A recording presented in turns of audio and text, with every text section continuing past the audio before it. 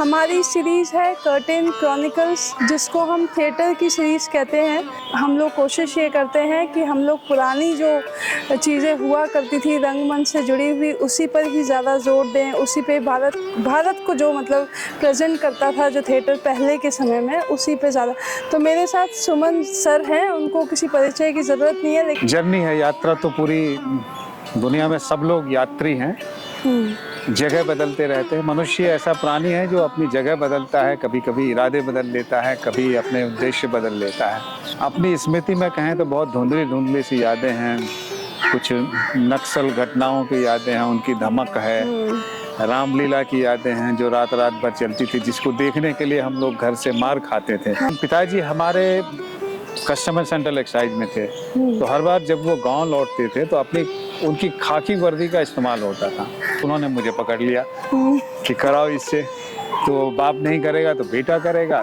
तो बेटे ने पुलिस की वर्दी तो नहीं पहनी, लेकिन उसने जो है रोल निभाया। एनसीसी वगैरह कर चुका था, मैं आरडी कैंप कर चुका था, रिपब्लिक डे खाकी खूब पहन चुका था, मिलिट्री की ट्रेनिंग ले चुका था, पैराट्रूपिंग भी कर चुका था।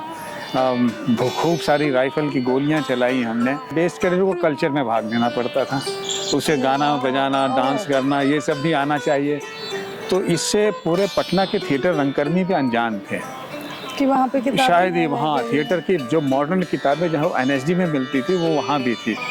अभ्यास आपने किया, तो अभ्यास करने का पूरा प्रोसीजर, ट्रेनिंग का पूरा प्रोसीजर किस तरह से आपने, क्या क्या चीज़ें आपने पढ़ी?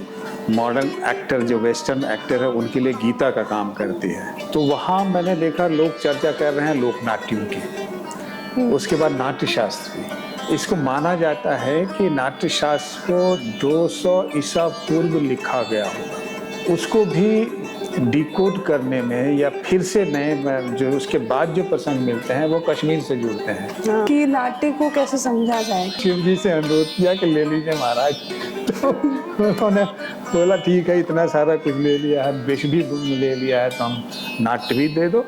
सौंदर्य का सब सूत्र समाया हुआ है, प्रतिमा विज्ञान है, गणित है, म्यूजिक का सब कुछ समाया हुआ है, अभिनय का समाया हुआ है, इतिहास का है, आलेख लेखन का समाया हुआ है, फिलॉसफी है।